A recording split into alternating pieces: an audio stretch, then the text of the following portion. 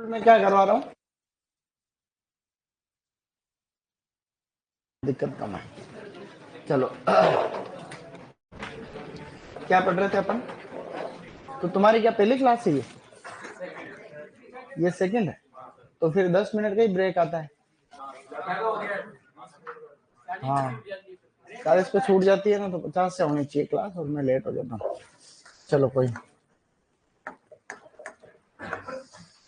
तो तुम भी तो कम थोड़ी हो गया। उस समय का सदुपयोग क्या करो? साइलेंट धूम मचाते रहते हो हैं। क्या पढ़ रहे थे अपन स्टूडेंट्स? बगीचा पढ़ लिया था हमने। बगीचा लगाने की विधियां पढ़ ली। सबसे ज्यादा पौधे कौन सी विधि में लगते हैं? षटभुजाकार के अंदर लगते हैं। मैदानी क्षेत्रों में सबसे प्रचलित विधि कौन सी है? वर्गाकार विधि है। और कौन सी विधि में 4 पौधों के बीच में एक अस्थायी पौधा लगता है? क्विनकंस। अच्छी बात। तो ये चीजें हमने कुछ पढ़ी थी। इसके अलावा उसके बाद में हमने नर्सरी स्टार्ट किया था। नर्सरी पूरा हो गया था। नर्सरी के अंदर सब्जियों के लिए कितनी नर्सरी चाहिए? 250 मीटर स्क्वायर। प्याज को कितनी चाहिए? नर्सरी भूमि के निर्जमीकरण के लिए हम क्या काम में लेते हैं? बोलो। फॉर्मेलिन, एक थी वेपम। वेपम में आता है sodium N methyl dithiocarbonate dihydrate. Sodium N methyl dithiocarbonate dihydrate. एक हम करते हैं सोइल सोलराइजेशन। ये बातें हम पढ़ रहे थे। एक क्यारी से दूसरी क्यारी में लगाने को क्या कहते हैं? प्रिकिंग। क्या कहते हैं? प्रिकिंग कहते हैं। जबकि क्यारी से खेत में लगाने को क्या कहते हैं? ट्रांसप्लांटिंग कहते हैं। ठीक है, इस तरीके से।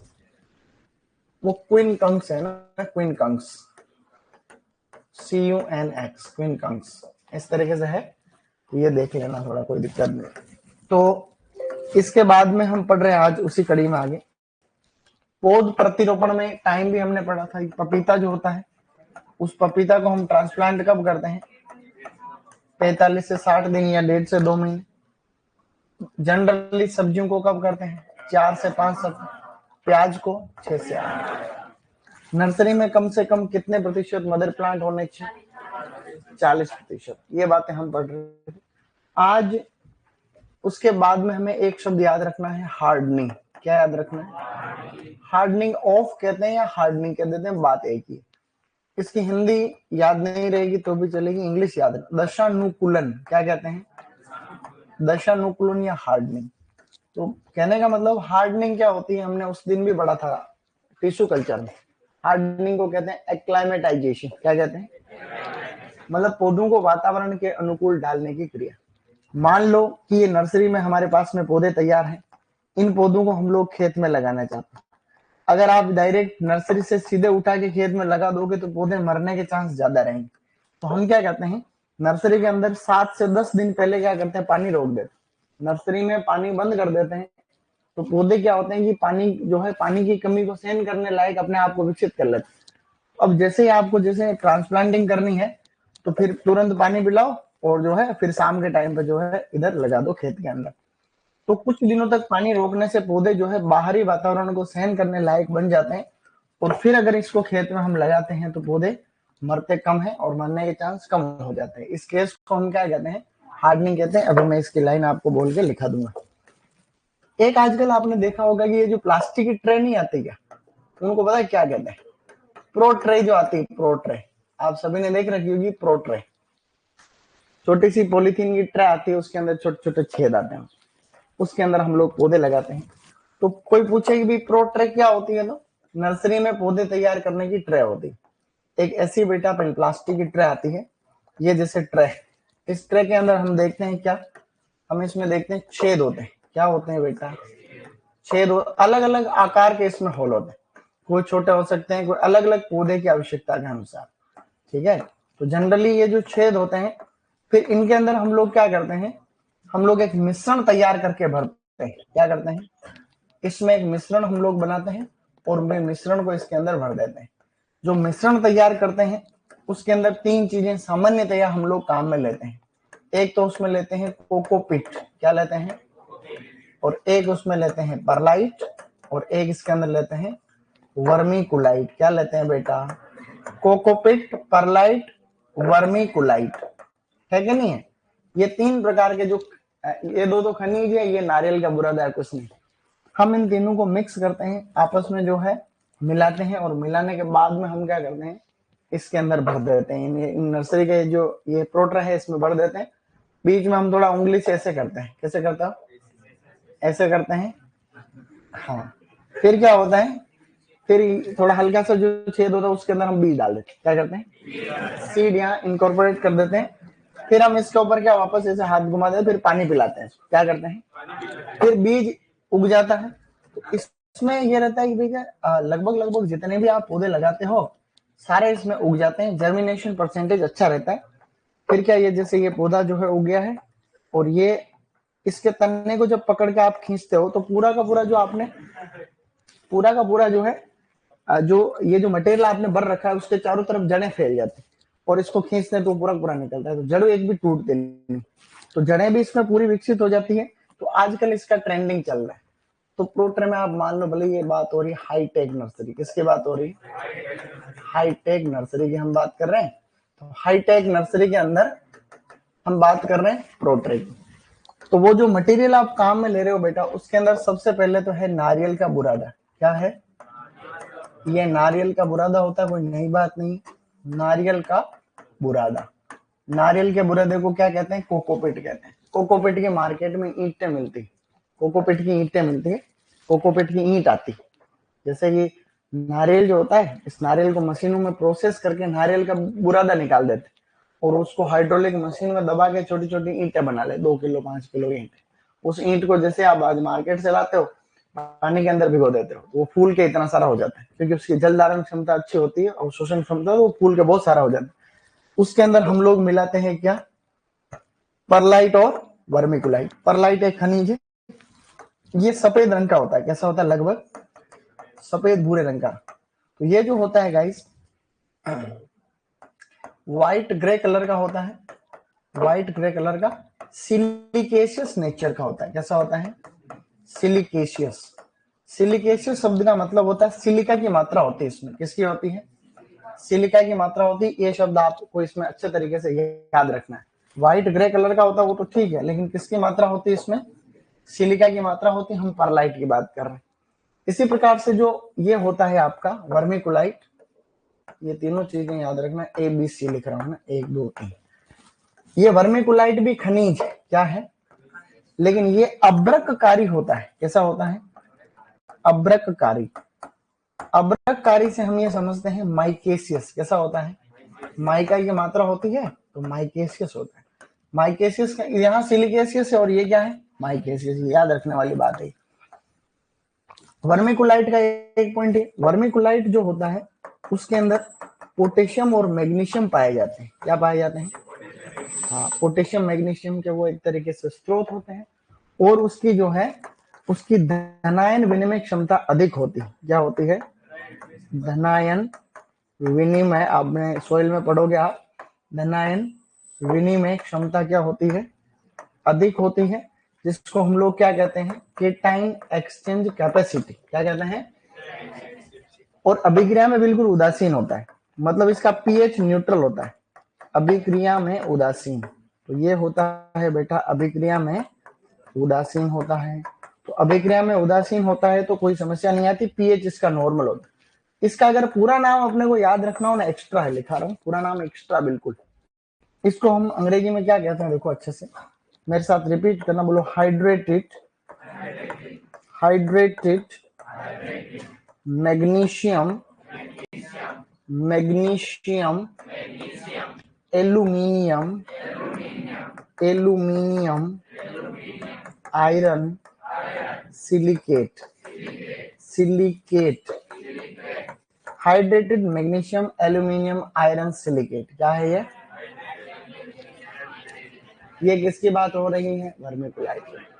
तो ये जो नर्सरी में प्रोट्रे है, इसके अंदर हम जो मिश्रण भर रहे हैं जो कि कोकोपीट, परलाइट, वर्मिकुलाइट। क्या है? Cocopeat, pearlite, vermiculite. इन तीनों का अनुपात है 3:1:1। किस अनुपात में काम में लेते हैं? अब यहाँ से जो प्रश्न आए, मैं बार बार बताता हूँ, तुम्हें भी बता रहा हूँ, ये जो मैंने बोर्ड पे लिखा हुआ, यहाँ से 3 क्वेश्चन यहाँ पहले आ चुके हैं। ठीक है, पहला क्वेश्चन आया है एमपीयू 80 यूनिवर्सिटी के सुपरवाइजर के पेपर के अंदर अभी पिछले साल के निम्नलिखित में से हाईटेक नर्सरी के अंदर जो हम मटेरियल काम में लेते हैं उसमें कौन सा मटेरियल काम में नहीं लेते? Option cocopeat, perlite, vermi compost, vermiculite. Vermi compost आ रहा है, अच्छी बात। इसी तरीके से अगला प्रश्न आया फर्स्ट ग्रेड के पेपर में कि निम्न में से कौन सा ऐसा मटेरियल जो नर्सरी में काम में आता है और व्हाइट ग्रे कलर का होता है और सिलिकेशियस मटेरियल है? कैसा है? मिनरल, एक्चुअल मटेरियल मतलब मिनरल है। तो ये कौन सा है? परलाइट। तीसरा क्वेश्चन आ रखा है एचसीएफ के पेपर में, ठीक है, कि ऐसा कौन सा मटेरियल है जो माइकेसियस होता है? कैसा होता है? माइकेसियस होता है, मैग्नीशियम पोटेशियम का सोर्स होता है, जिसकी कैटायन एक्सचेंज कैपेसिटी ज्यादा होती है, अभिक्रिया में उदासीन होता है, उसका नाम बताओ। तो क्या है वो? अच्छा आ रखे ना क्वेश्चन बहुत सारे। तो ये चीजें एक नीचे नीचे फिर लास्ट में अपन नोट करके और लिख लेंगे, नोट करके हम बाद में लिखेंगे। गर्म क्यारी भी होती है, क्या होती है? उसको कहते हैं हॉट बेड। क्या कहते हैं? उसकी साइज होती है 0.9 इंटू 1.8 मीटर। कितनी होती है? हाँ, तो कोई एक ये प्रश्न एक एग्जाम में आया था। तो गर्म कैरी का छोटा सा जुगाड़ होता है ऐसा, ये नहीं, ये वाला, ये है ना, ये इससे थोड़ा बड़ा साइज में। तो ये एक तरफ थोड़ा तिरछे रहता है, इसके ऊपर क्या है कि कांच ग्लास का वो लगा रहता है ढक्कन टाइप में। ग्रीन हाउस नहीं होता क्या वैसे? तो ये ठंड के मौसम में क्या होता है कि जिधर से सूरज की किरण आती है तो उधर इसको ऐसे रखते हैं अपन, उसके अंदर पौधे उगे रहते हैं, उसके अंदर पौधे उगे रहते हैं, उसको इसको उठा के दूसरी जगह रख सकते हैं अपन, ऐसी बात नहीं है। फ्रेम के ऊपर कांच लगा हुआ है, नीचे चारों तरफ थोड़ी थोड़ी थोड़ी लकड़ी लगी हुई है, उसको उठा के पौधों के ऊपर रख देते हैं ऐसे पूरी क्यारी ऐसे इस साइज के अंदर। फिर वो सनलाइट आती तो है लेकिन बाहर नहीं निकलती, तो ग्रीन हाउस इफेक्ट के कारण अंदर वाला माहौल गर्म रहता है। कैसा रहता है? गर्म रहता है। तो उससे क्या है कि पौधे मरते वगैरह नहीं है। तो उसकी एक स्टैंडर्ड साइज क्या होती है? 0.9 इंटू 1.8 मीटर। समझ रहे हो बेटा? शाबाश। अब टॉपिक डालो हार्डनिंग या हार्डनिंग ऑफ, या तो इसको हार्डनिंग कहते हैं या हार्डनिंग ऑफ।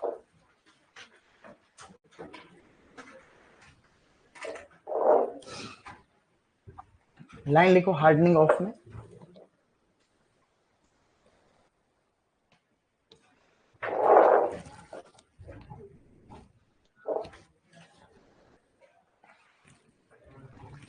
लिखो बेटा, बोलू मैं? हार्डनिंग ऑफ या फिर दशानुकूलन में लिखो,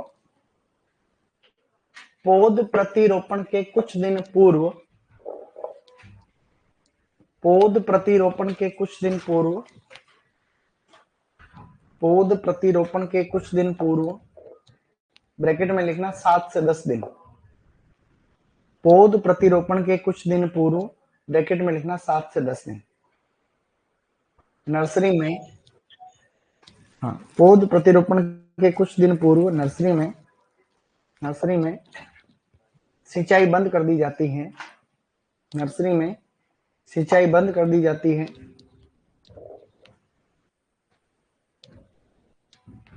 ताकि, या जिससे, ताकि पौध में, ताकि पौध में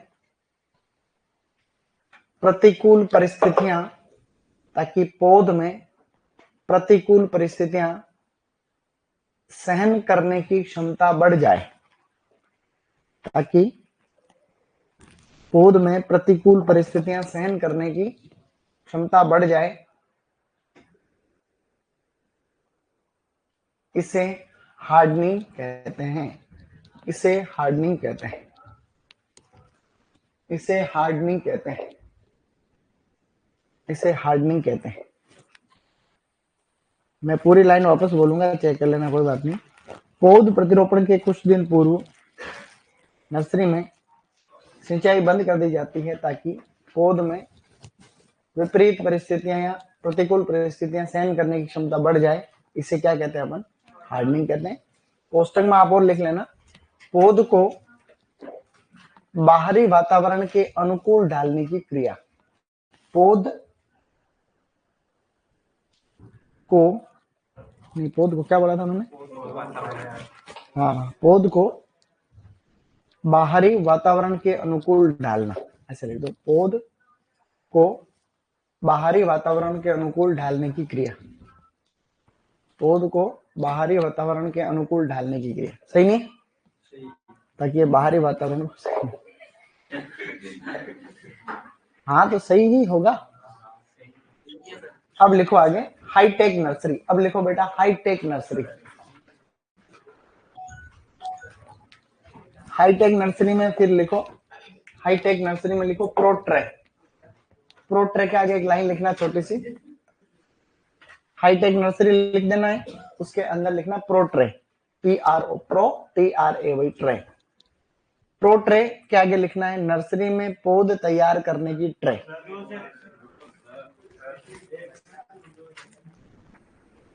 कोई बात नहीं, आराम से लिखो, कहाँ जाना आप, इजी गोइंग। हाईटेक नर्सरी लिख लिया बेटा, गुड। प्रो ट्रे लिखा, प्रो ट्रे में डेस करके आगे लिखना है नर्सरी में पौध तैयार करने की ट्रे, नर्सरी में पौध तैयार करने की ट्रे, ठीक है, आराम से लिखो। प्यारे ऑनलाइन वाले बच्चे लिख पा रहे हैं बेटा, बेटा लिख पा रहे हो, शाबाश, गुड। लिख दिया ये नर्सरी में पौध तैयार करने की ट्रे, बस। अब लिख लो कौन सा मिश्रण काम में लेते हैं, क्या क्या होता है, ये सिस्टम से जैसे लिखा वैसे लिख, ठीक है। ये जो भी नीचे वाली बातें ये सब वर्मीकुलाइट के बारे में है, ये चारों पॉइंट।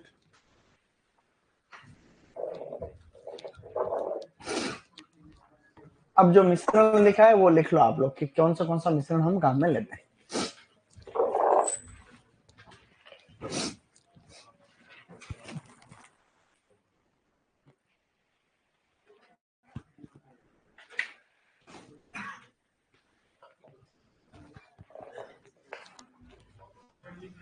हाँ मिश्रण लिखो, और मिश्रण में क्या क्या आएगा, ये तीनों चीजें आएगी, और इन तीनों चीजों के सामने लिखा हुआ क्या लिखना है। जो अंग्रेजी का शब्द लिखा है वो अंग्रेजी में ही लिखना है, क्योंकि उसकी कोई हिंदी है नहीं, सही नहीं, इसलिए।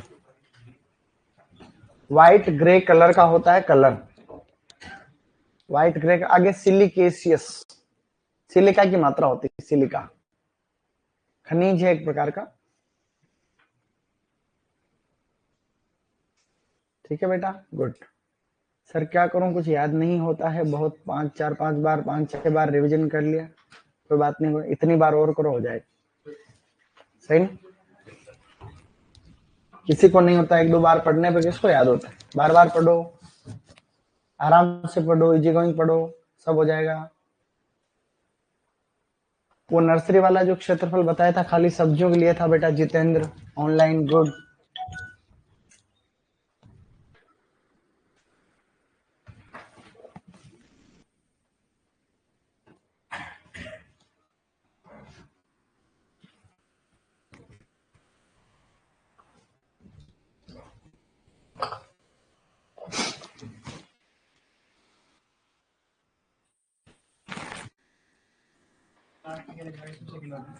सिलिकेशियस, SILI, CACEOUS, सिलिकेशियस, ठीक है।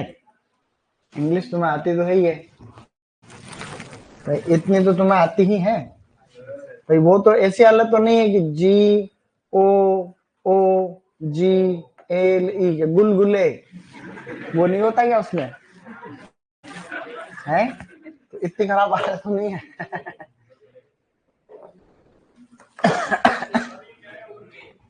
हाँ सिलिकेशियस, ये hydrated magnesium aluminium iron silicate, hydrated magnesium aluminium iron silicate, good. ये सभी वर्मिकुलाइट के बारे में पॉइंट।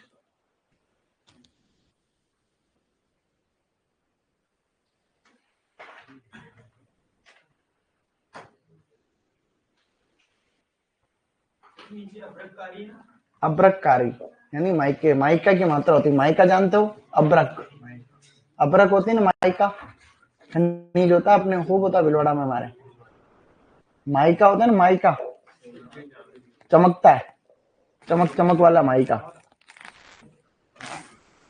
माइका खनिज होता है, अपने सबको पता होना चाहिए। राजस्थान उसका एक तरफा उत्पादन करता है।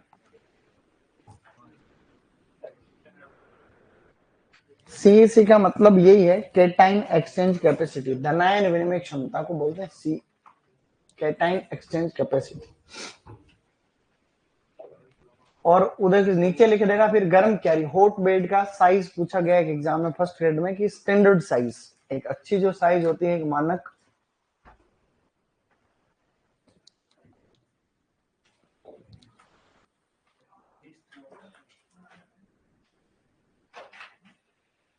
सर ये एचबीसी क्या है बेटा? ये एचबीसी नहीं है, एबीसी है, एबीसी, ठीक है, शाबाश। काम की चीजों में भी लगाया करो दिमाग।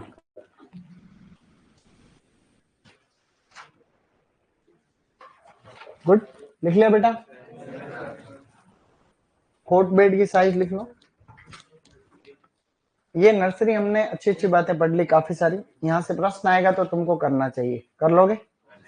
शाबाश। अब आपको क्या करना है, एक छोटा टॉपिक और पढ़ रहे हैं इसके बाद। लिखो प्रतिकूल परिस्थितियां।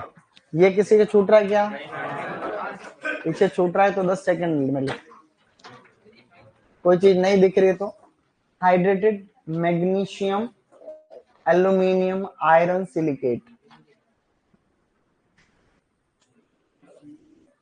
अगला टॉपिक लिखना है प्रतिकूल परिस्थितियां या प्रतिकूल मौसमी परिस्थितियां, दोनों में से एक कोई भी टॉपिक लिखो। इसको मैं आगे बढ़ा दूं आराम से। प्रतिकूल परिस्थितियां या प्रतिकूल मौसमी परिस्थितियां, आराम से लिखो, कोई दिक्कत नहीं, ठीक है, शाबाश। टॉपिक डालो, प्रतिकूल, प्रतिकूल मौसमी परिस्थितियां या प्रतिकूल परिस्थितियां खाली लिख लोगे तो भी दिक्कत नहीं। बेटा इसको प्रतिकूल को बोलते हैं एडवर्स, एडवर्स वेदर कंडीशंस। देखो ऐसा होता है साल भर की, बहुत बार ऐसा होता है, बहुत बार कि विभिन्न प्रकार के मौसम आते हैं पूरे साल भर, और कई बार एक्सट्रीम कंडीशन होने के कारण हालत खराब हो जाती है। मैं आपको एग्जांपल के रूप में समझाता हूँ। आपका बगीचा अच्छा खासा फलन दे रहा है, सब ठीक, ये बात कौन कर रहा है? इधर देखो भाई, अच्छा खासा बगीचे की क्षमता अनुसार सब ठीक चल रहा है, लेकिन कभी बारिश हो जाती है, कभी ओलावृष्टि हो जाती है, कभी गड़े पड़ जाते हैं, उसी को ओलावृष्टि। इसी प्रकार से कभी तेज हवाएं चलती है, गर्म हवाएं चलती है, शीत लहर चलती है, जैसे कि आज चल जाएगी शाम तक। तो ऐसे में क्या है कि पौधे को बहुत नुकसान होता है। हमने पहले भी उस टॉपिक, वो टॉपिक थोड़ी पढ़ा अभी, अपलन वाला, अपलन वाला पढ़ेंगे अपन। तो पौधे की जो क्षमता होती है उसके हिसाब से वो उत्पादन नहीं दे पाता है। जैसे क्षमता उसकी 50 किलो सालाना है, लेकिन परिस्थितियां बदलती है तो वो उत्पादन नहीं दे पाता है, 20 किलो, 10 किलो। फूल अच्छे खासे फूल आ रहे हैं, बारिश होगी तो फूल जड़ गए, अभी पाला पड़ेगा थोड़े दिन बाद में तो पौधे जो है बहुत सारे सूख जाएंगे। तो इन सभी चीजों को हम लोग कहते हैं वेदर कंडीशन। आपके सिलेबस में दो चीजें उसमें लिखी हुई थी, एक तो है पाला और एक है गर्म हवा यानी लू। तो यहाँ से कभी कभी प्रश्न आ जाते हैं। तो सबसे पहले हम पढ़ने जा रहे हैं पाला। क्या पढ़ेंगे बेटा? पाले को बोलते हैं फ्रोस्ट। क्या कहते हैं? फ्रोस्ट। तो पाला कब पड़ेगा? तो पाला पड़ने की जो संभावनाएं हैं, अभी आपको कुछ लिखना नहीं है, पाला पड़ने के लिए कौन कौन सी संभावनाएं होंगी तो पाला पड़ जाएगा, मतलब हाँ अब पाला पड़ेगा। गांव में अपने पहले लोग बाग बता देते थे कि हाँ यार अब ऐसी हालत है, ये बारिश आएगी या पाला पड़ेगा, ऐसा होगा, ये पूर्वानुमान लगाते थे लोग बाग। तो एक्चुअली पाला जब पड़ता है तो पाला कब पड़ेगा? जैसे पूरे दिन में आप देखोगे अगर आसमान साफ है, पहले क्या गुण है, अगर आसमान साफ है ये पाला पड़ने को दर्शाएगा। हालांकि ऐसा नहीं है कि भाई कि गर्मी के मौसम में आसमान साफ है तो पाला पड़ जाएगा, ऐसा कुछ कॉमन सेंस के नाम की भी कोई चीज होती है, ठीक है बेटा, ऐसा नहीं करते। तो पाला पड़ने की जो संभावनाएं होती है वो दिसंबर जनवरी महीने में रहती है। कब रहती है? दिसंबर, सही लिखा मैं,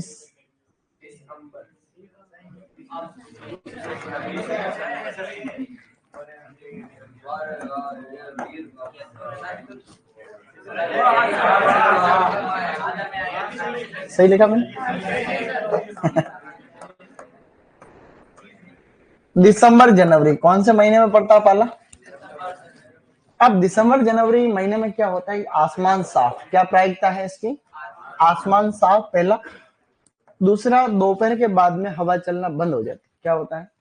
दोपहर के बाद में हवा चलना बंद हो गई और जो रातों का तापमान रहता है वो 0 डिग्री सेंटीग्रेड से नीचे चला जाता है। इसका मतलब अब पाला पड़ेगा। तो पाला पड़ने की संभावनाएं 3 बता रहा हूं। नंबर 1, आसमान क्या रहेगा? साफ। दोपहर बाद में या सायकाल में हवा चलना क्या होगी? बंद। तीसरा है कि दीर्घकालीन रातों में, क्योंकि इस समय रातें बड़ी ही होती है वैसे, दीर्घकालीन रातों के अंदर क्या होगा?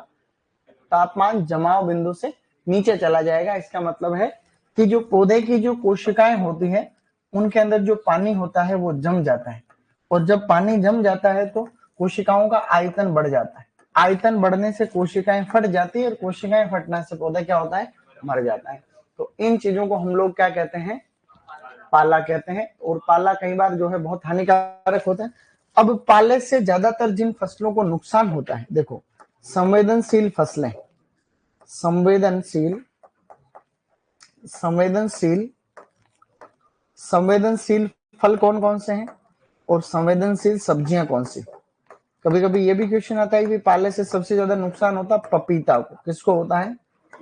पपीता ही याद रखना वैसे तो। इसके अलावा आंवला है, इसके अलावा अमरूद है। इनको क्या होता है? ज्यादा नुकसान होता है। सब्जियां, सोलेनेसी कुल की सब्जियां, कौन सी सब्जियां? तो बेटा सोलेनेसी कुल की जो सब्जियां हैं उनको ज्यादा नुकसान होता है। यहां से ये प्रश्न आता है, कौन सा आता है? कि पाले से सबसे ज्यादा नुकसान किसको होता है? पपीता। अब पाले से बचाव के उपाय, यानी कि कैसे मैनेजमेंट करोगे पाले से बचाव के लिए? तो पाले से बचाव के लिए बेटा एक तो हम लोग करते हैं धुआं। क्या करते हैं? धुआं करना। ये मैं लाइन बोलूंगा, आप आराम से लिखना। धुआं करना। खेत की उत्तर पश्चिम सीमा पे धुआं करते हैं। किधर करते हैं? ये खेत है और इस खेत की उत्तर पश्चिम सीमा ये है। तो इधर और इधर जो भी फसल अवशेष पड़े रहते हैं खेतों में, तो उनको जला के हम धुआं कर देते हैं। उससे तापमान थोड़ा सा बढ़ जाता है और पौधे जो पाले से नुकसान जो है कम हो जाता है। हल्की सिंचाई करना। तो सिंचाई कर देते हैं शाम के टाइम। अपने को पता है आजकल तापमान कम चल रहा है, तो हल्की सिंचाई कर दो। तो सिंचाई करने से भी पौधों को बचाया जा सकता है। 0.1% सल्फ्यूरिक अम्ल का छिड़काव। किसका करते हैं बच्चों? सल्फ्यूरिक अम्ल का छिड़काव, यानी H2SO4। क्या कहते हैं? तो H2SO4 का हम लोग कर देते हैं छिड़काव। इसको गंधक का तेजाब भी बोलते हैं। तो ये 3 तरीके के उपाय हैं, इनसे हम लोग पौधों को बचा सकते हैं। इसके अलावा भी कुछ उपयोग है, जैसे विद्युत हीटर का प्रयोग। किसका प्रयोग? विद्युत हीटर का भी हम प्रयोग कर सकते। विद्युत हीटर का प्रयोग खाली बड़े प्रायोगिक स्तर पे ही होता है। ऐसा नहीं भाई पूरे खेत में 10 बीघा का खेत है तुम चारों तरफ हीटर लगा रहे हो, ऐसा नहीं।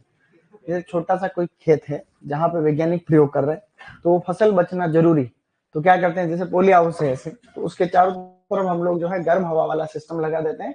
उससे जो है पौधे बच जाते हैं। इसी प्रकार से एक होता है टाटियां बांधना। क्या होता है बेटा? टाटियां बांधने से हम ये समझते हैं शेल्टर। क्या कहते हैं इनको? शेल्टर्स। तो इसमें यूं होता है जैसे ये पौधा लगा रखा, छोटा है अभी पौधा, तो मरने के चांसेस ज्यादा होते हैं। तो इसके चारों तरफ हम क्या करते हैं, देसी जो आपके फसल अवशेष होता है उससे ऐसा छप्पर बना देते हैं। जिधर से सनलाइट आती है सुबह सुबह उधर से खुला रखते हैं, बाकी इसको ऐसे ढक देते हैं। शेल्टर का मतलब छाया वाली सुविधा कर दी है। इसके अलावा वायु अवरोधी वृक्ष लगाते हैं। क्या करते हैं बेटा? वायु अवरोधी वृक्ष कौन सी दिशा में लगाते हैं? तो ये उत्तर पश्चिम दिशा में। इस पे भी हम अभी बात करेंगे। तो पाले के अंदर बचने के उपाय में शामिल है धुआं करना, सिंचाई करना, सल्फ्यूरिक अम्ल का छिड़काव करना, उपयुक्त सभी। अच्छा, अन्य में और क्या है? विद्युत हीटर का प्रयोग, टाटियां बांधना, वायु अवरोधी वृक्ष लगाना।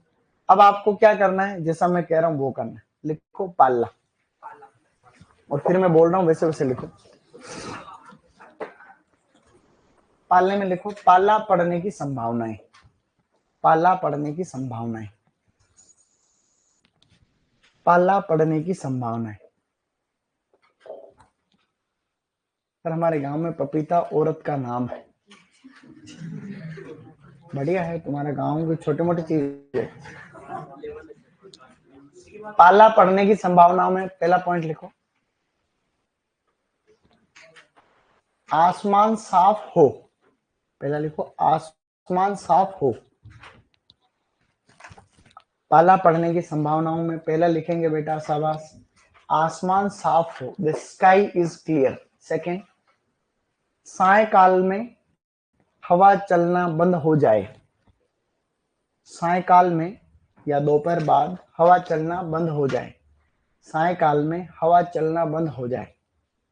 Wind stops blowing in the evening. सायकाल में हवा चलना बंद हो जाए या दोपहर बाद हवा चलना बंद। तीसरा लिखो, दीर्घकालीन रातों में, नहीं नहीं रुक, शांत लिखो, शांत व दीर्घकालीन रातों में, शांत व दीर्घकालीन रातों में, शांत व दीर्घकालीन रातों में तापमान, शांत व दीर्घकालीन रातों में तापमान जमाव बिंदु से नीचे चला जाए। जमाव बिंदु से नीचे चला जाए। शांत व दीर्घकालीन रातों में तापमान जमाव बिंदु से नीचे चला जाए। शाबाश, समझ गया बेटा। अब पाला कब पड़ता है तो लिखो दिसंबर जनवरी, खासकर जनवरी, दिसंबर जनवरी जनवरी। इस साल तो ऐसा माहौल बना ही नहीं। देखो इस बार अब जनवरी आ गया, अब जनवरी में ठंड नहीं पड़ी तो मजा नहीं आएगा। गेहूं की पैदावार कम हो जाती है तापमान अगर नहीं घटता है। पाला कब पड़ता है, दिसंबर जनवरी। फिर आगे लिखो संवेदनशील के अंदर फल और सब्जियां।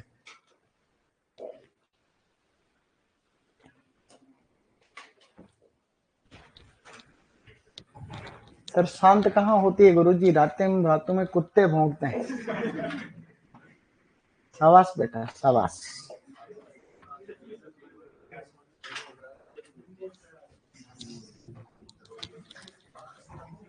संवेदनशील पौधों के अंदर, फलों के अंदर लिख लो ये, और सब्जियों के अंदर लिख लो ये।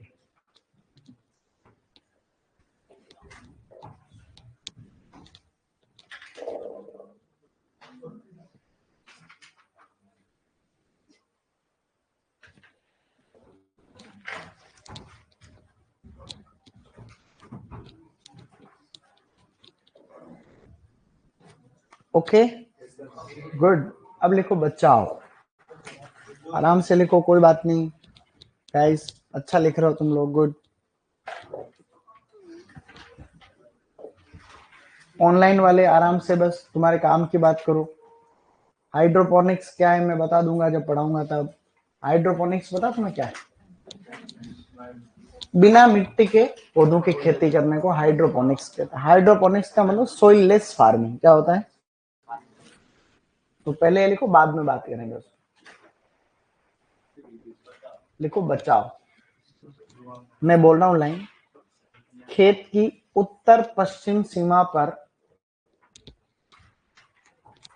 खेत की उत्तर पश्चिम सीमा पर रात में धुआं करना। खेत की उत्तर पश्चिम सीमा पर रात में धुआं करना।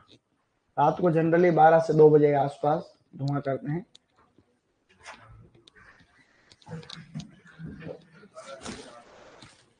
धुआं करना, ठीक है। सेकंड लिखो हल्की सिंचाई करना। आराम से बोल रहा हूं बच्चों, आराम से लिखो, हल्की सिंचाई करना।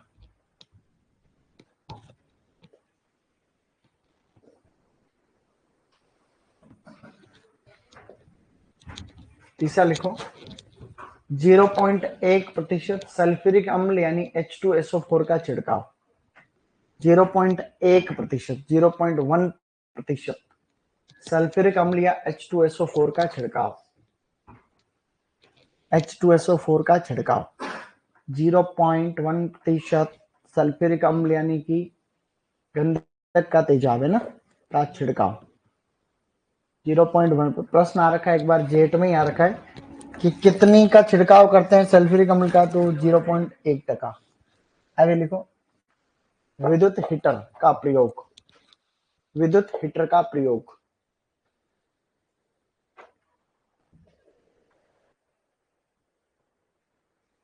अगला लिखो टांटियां बांधना, शेल्टर्स। H2SO4 का फुल फॉर्म बताना सर, शाबाश बेटा। ये इधर लिखा सल्फ्यूरिक अम्ल, इतना ही लिखना है तुम्हें, इस H2SO4 का यही मतलब होता है, ठीक है। आगे लिखो वायु अवरोधी वृक्ष लगाना, वायु अवरोधी वृक्ष के बारे में हम वैसे आगे वापस पढ़ेंगे, इसलिए अभी इतना ही लिख लो खाली, वायु अवरोधी वृक्ष लगाना। क्या हमने अभी तक कुछ पढ़ा? सर आज मेरा हैप्पी बर्थडे, सबसे हैप्पी बर्थडे बुलवा दो प्लीज, हम फ्री में नहीं बोलते हैं, हमारे पार्टी चॉकलेट की व्यवस्था होगी सबके लिए, तब हम विचार करेंगे, सही नहीं? हैप्पी बर्थडे तो आता रहता है, हैप्पी बर्थडे में कोई बड़ी बात नहीं होती, किसी न किसी का तो आता ही है, चॉकलेट खिलाओ कम से कम, सही नहीं? क्या हमने कुछ पढ़ा? पाला पढ़ने में समझे तुम लोग? तो पाला पड़ता कब है? जब आसमान साफ हो, शाम के टाइम में हवा चलना बंद हो जाए, रातों का तापमान 0 डिग्री से कम हो। सबसे ज्यादा पाले से प्रभावित होता है पपीता, ऑप्शन में नहीं होता आंवला और सोलरिस। और बचाव के लिए धुआं करेंगे, हल्की सिंचाई करेंगे, सल्फ्यूरिक अम्ल, विद्युत हीटर, टांटिया बांधे, शाबाश। अब इधर देखो बेटा, नेक्स्ट देखो इधर, दूसरी जो कॉमन प्रॉब्लम की हम बात करने वाले हैं उसे हम लोग कहते हैं लू। क्या कहते हैं? LOO, लू। देखो मेरी बात को ध्यान से सुनो, तो एक्चुअली क्या है, ये जो लू का माहौल रहता है ये खाली उत्तर पश्चिम भारत में इसका प्रकोप रहता है। लू का मतलब ये होता है, मैं बाद में लिखा रहा हूं आपको, उत्तर पश्चिम भारत में चलने वाली गर्म हवा को हम क्या कहते हैं? लू कहते हैं। ये मैं लाइन बोलूंगा, अभी मत लिखो। ये जनरली मई जून महीने में रहता है माहौल। कब रहता है? मई जून में ही आपके जो है, जैसे बारिश आती है उसके बाद तो ये खत्म हो जाता है माहौल। तो अब जब लू चलती है तो पौधे को नुकसान कैसे होता है भाई? लू तो अपने को लग जाती, लू तो इंसानों को भी लगती है। लू जब भी चलेगी तब क्या होगा? तब होगा ये कि डिहाइड्रेशन वाली कंडीशन बनेगी। कैसे बनेगी? पौधे में से पानी खत्म हो जाता है, जब सूखा सूखा माहौल रहता है वो गर्म हवा भी और चलती है, तो डिहाइड्रेशन की वजह से पौधे मर जाते हैं। लू से बचने के तरीकों में शामिल है तने पर चूने का लेप करना। क्या है? पौधे के जो तने होते हैं, तने पर चूने का लेप करना। अगर चूने का लेप नहीं कर रहे हो तो आप उसका भी कर सकते हो, जिसे हम क्या ही बोलते हैं, बोर्डो मिश्रण। तो बोर्डो मिश्रण लगाओगे तो दो काम हो जाएंगे, कवक नाशी है, एक तरीके से कवक जनित बीमारियों से भी बचाते। बड़े पौधे होते हैं उनके तने पे चूना जनरली लगाया जाता है। दूसरा ये होता है फव्वारा सिंचाई का प्रयोग। क्या होता है बेटा? फव्वारा सिंचाई का प्रयोग। ये फव्वारा सिंचाई जो होती है इसका भी जो है थोड़ा लेवल रहता है। आजकल कई प्रकार के फव्वारे आते हैं। एक तो नॉर्मल स्प्रिंकलर, आप लोग पहले से जानते हो, स्प्रिंकलर। और एक होते हैं मिनी स्प्रिंकलर, एक होते हैं माइक्रो स्प्रिंकलर। क्या होते हैं? Micro, mini. ये दोनों ड्रिप वाले सिद्धांत पे चलते हैं। मिनी और माइक्रो ड्रिप के हिसाब से चलते हैं। ये फव्वारे अलग। जो तुम फव्वारे पढ़ते हो वो है 20-20 फीट के पाइप में फव्वारे लगा देते हैं। उसके अंदर हम क्या, पाइप को उठाते हैं फिर आगे डालते हैं, ऐसे चलता रहता है, आगे से आगे उनको उठा सकते, पोर्टेबल। मिनी और माइक्रो स्प्रिंकलर एक पूरा सिस्टम, हेक्टर का सेट आता है। उसको हेक्टर का मतलब एरिया के हिसाब से फिक्स आता है। जैसे ये 1 हेक्टर का एरिया, तो इसमें सबसे पहले एक हेड यूनिट लगती है। उसके बाद में एक मेन लाइन बिछाई जाती है, मेन लाइन। उसके ऊपर जो है पाइप निकलते हैं, जैसे ड्रिप में नहीं होता क्या? ड्रिप में जैसे पाइप, ड्रिप की तो नली पतली सी होती, ड्रिप की नली होती है या तो 12 mm या होती है 16 mm। कितनी होती है? ये मेरे पास जो पेन देख रहे हो आप, ये पेन लगभग 10-11 mm का है। कितना है? जैसे एक पहले फोन आया, तुमने देखा था जियोनी 5.5 mm, तुमने एक फोन चला था तो कितना, अब ये एक फोन है मान लो, ये इसकी मोटाई कितनी है, लगभग 7-8 mm, कितनी है, तो mm का अंदाज आना चाहिए आप, गांव में नहीं तो लुटा जाओगे तुम लोग। मकान बना दिया कभी, काम चला, ये जो वायर नहीं आते जितने mm में चलते हैं, आधे mm का, पौने mm का, 1 mm का, 1.25 mm का, तो इनमें रुपयों में अंतर आ जाता है बहुत सारा, तो mm का एक अंदाज है।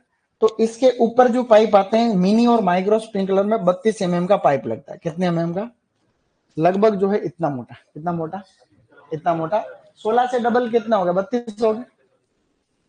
इसके अलावा एक होता है 63 mm, क्या होता है 63 mm, 2 इंच को बोलते, 2 इंच, 75 mm 2.5 इंच, 90 mm और 110 mm।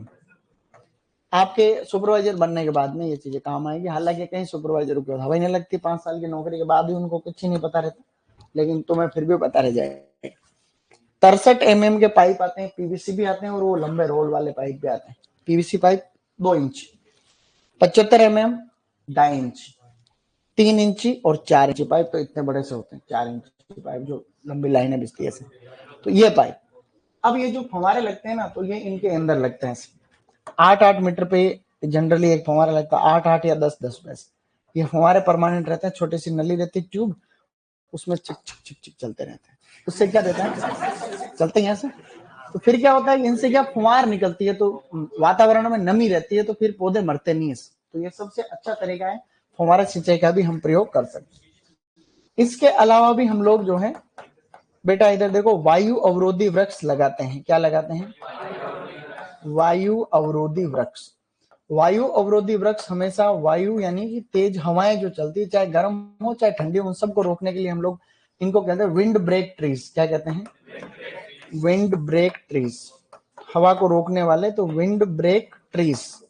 विंड ब्रेक ट्रीज जो लगते हैं, यहां से भी कई पहले प्रश्न आ रखे हैं। सबसे पहला पॉइंट तो जो विंड ब्रेक ट्रीज के बारे में आपको ध्यान रखना है, वो ये है कि इनको हम कौन सी दिशा में लगाते हैं। ये प्रश्न आया हुआ है कि नहीं, सुपरवाइजर में पहले आ रखा है, तो उत्तर पश्चिम दिशा में लगते हैं। वायु अवरोधी वृक्ष की क्या खासियत होनी चाहिए, भाई वायु अवरोधी वृक्ष हमेशा खेत के इधर और इधर लगाते, लेकिन ये मुख्य फसल से जल्दी बड़े होने वाले होने चाहिए। तो इनकी एक विशेषता है कि शीघ्र बड़े होने वाले, कैसे होने चाहिए, सूखा सहनशील, लवण सहनशील होने चाहिए, और जो है अच्छी खासी इनके ऊपर पत्तियां भी आती हो। मुख्य पौधे से कम 3 से 5 गुना बड़े होने चाहिए। जैसे आपने अमरूद का बगीचा लगा रखा, किसका लगा रखा, ये अमरूद है। ये जो पौधे होंगे कम से कम ये थोड़े बड़े होंगे, तब जाकर के बात बनेगी। ये थोड़े बड़े होंगे ऐसे, ये जैसे वायु अवरोधी वृक्ष है ये है, तो ये इस तरीके से, तो इधर तेज हवाएं आती, ये इधर से है, इससे टकरा के आगे निकल जाती है, तो ये पौधे बच जाते हैं। मेरी बात को समझ रहे हो सदा। तो अब लिखो, मैं कह रहा हूं, वैसे प्रश्न क्या आएगा मैं बताता हूँ। वायु अवरोधी वृक्ष में 2-3 पॉइंट बोलूंगा, लिख लेना आप लोग। लू में लाइन लिखो। लू को एक्चुअली यूं भी बोलते हैं हीट वेव, इसको हीट वेव भी बोलते हैं, हीट वेव। उत्तर पश्चिम भारत में, उत्तर पश्चिम भारत में मई जून माह में चलने वाली गर्म हवा को लू कहते हैं। उत्तर पश्चिम भारत में मई जून माह में चलने वाली गर्म हवा को लू कहते हैं। उत्तर पश्चिम भारत में मई जून माह में चलने वाली गर्म हवा को लू कहते हैं। लू से बचाव में लिखो पहला पॉइंट,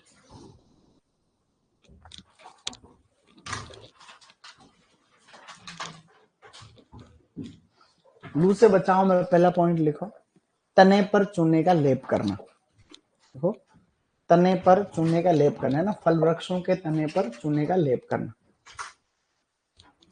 तने पर चूने का लेप करना।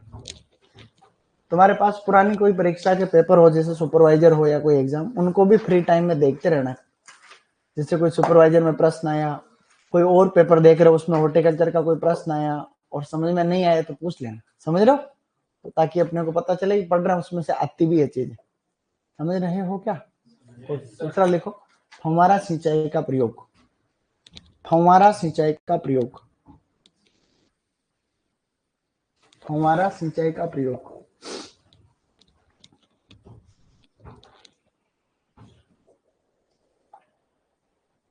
तीसरा लिखो वायु अवरोधी वृक्ष लगाना, वायु अवरोधी वृक्ष लगाना।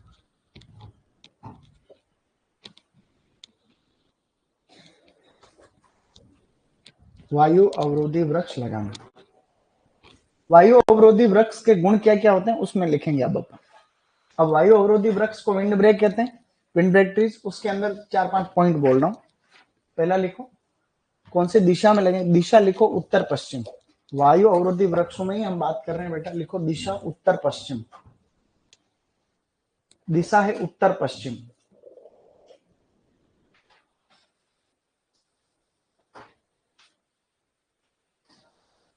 उत्तर पश्चिम। सेकंड पॉइंट लिखो शीघ्र वृद्धि करने वाले। पहला तो लिख दिया, दिशा लिख दी उत्तर पश्चिम। दूसरा लिखो शीघ्र वृद्धि करने वाले, यानी फास्ट ग्रोइंग। अंग्रेजी में बोलते हैं फटाफट बड़े हो जाए, यूं फास्ट ग्रोइंग, फास्ट ग्रोइंग होने चाहिए, शीघ्र। तीसरा लिखो सूखा व लवण सहनशील, सूखा व लवण सहनशील, सूखा व लवण सहनशील यानी drought and salt resistant tolerant.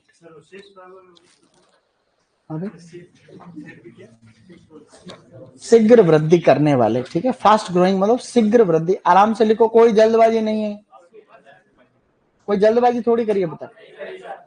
शीघ्र वृद्धि करने वाले, सूखा व लवण सहनशील, फिर लिखो आगे सूखा व लवण सहनशील, फिर लिखो लंबे व दीर्घायु, लंबे व दीर्घायु, लंबे व दीर्घायु यानी कि पौधे बड़े होने चाहिए और ज्यादा ही उम्र होनी चाहिए उनकी। लंबे व दीर्घायु, लंबे व दीर्घायु मतलब पौधे लंबे होने चाहिए और दीर्घायु का मतलब लंबी उम्र हो उनकी, 50-100 साल तक देखना नहीं पड़ेगा। आगे लिख लेना ब्रैकेट में, फल वृक्षों से 3 से 5 गुना बड़े, फल वृक्षों से 3 से 5 गुना बड़े, फल वृक्षों से 3 से 5 गुना बड़े। अब नीचे लिख लो उदाहरण, फिर नीचे लिखो उदाहरण। फल वृक्षों से 3 से 5 गुना बड़े हो गए, आराम से लिख पाए। अब लिखो उदाहरण, लिखो जैसे लिखो नीम, नीम शीशम, नीम शीशम, शीशम, देसी आम, नीम शीशम देसी आम, जामुन आदि। नीम शीशम जामुन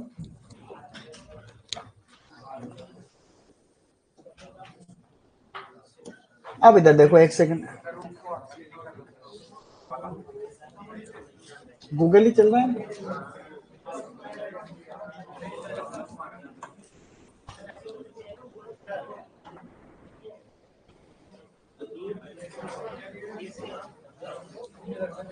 अरे नहीं, ये आवाज कौन कर रहा है? इधर देखो सब लोग, ये हवा को रोकने वाले ट्री होते हैं। जैसे आपने खेत की एक सीमा पर क्या किया, इस तरीके से आपने विंड ब्रेक ट्रीज लगाए। अब हवा जब चलती है तो यहाँ से टकरा के ऊपर उठती है और फिर आगे निकल जाती है। इसके उधर के साइड जो पौधे लगे हैं वो मरते नहीं। इसी प्रकार से जो जो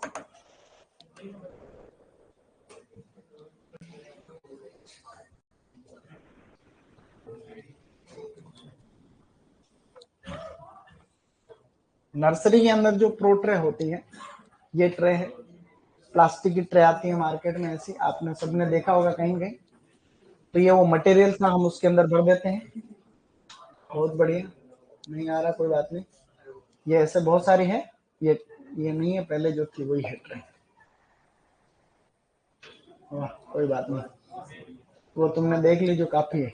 ये तो विंड ब्रेक ट्री हो गए, वो तुमने देख ली वही थी। ये प्रो ट्रे है, इसमें से पौधे निकालते तो फिर टूटता नहीं, सही नहीं। तो ये सब बातें हमने आज पढ़ी है।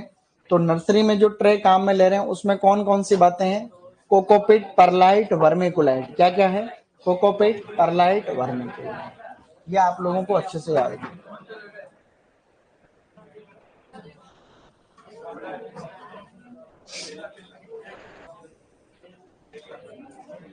तारीख कितनी आज? 7।